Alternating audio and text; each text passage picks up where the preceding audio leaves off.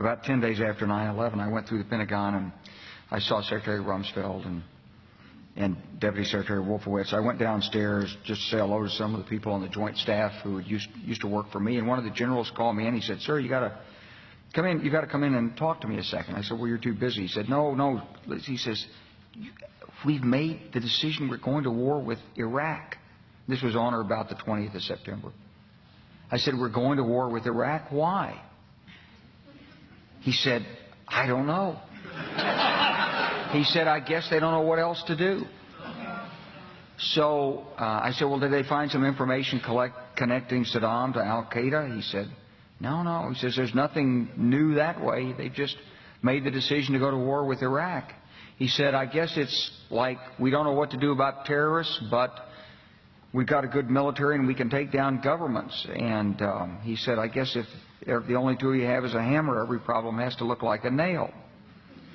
So I came back to see him a few weeks later, and by that time we were bombing in Afghanistan. I said, "Are we still going to war with Iraq?" And he said, "Oh, it's worse than that."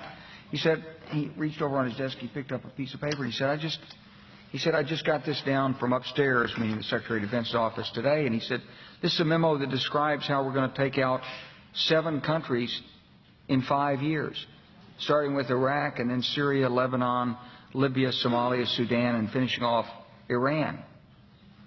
1953 was also a seminal date for today, and that was when Kermit Roosevelt, the grandson of Teddy Roosevelt, went to Iran and led a coup against Mohammad Mossadegh under Eisenhower. People make mistakes, and one of the mistakes that the United States consistently made was that it could intervene and somehow adjust people's governments, especially in the Middle East. The truth is about the Middle East is, had there been no oil there, it would be like Africa.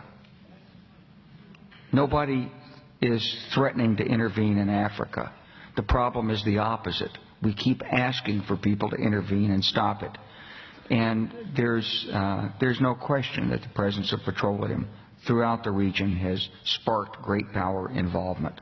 Whether that was the specific motivation for the coup or not, I can't tell you, but there's always been this attitude that somehow we could intervene and use force in the region.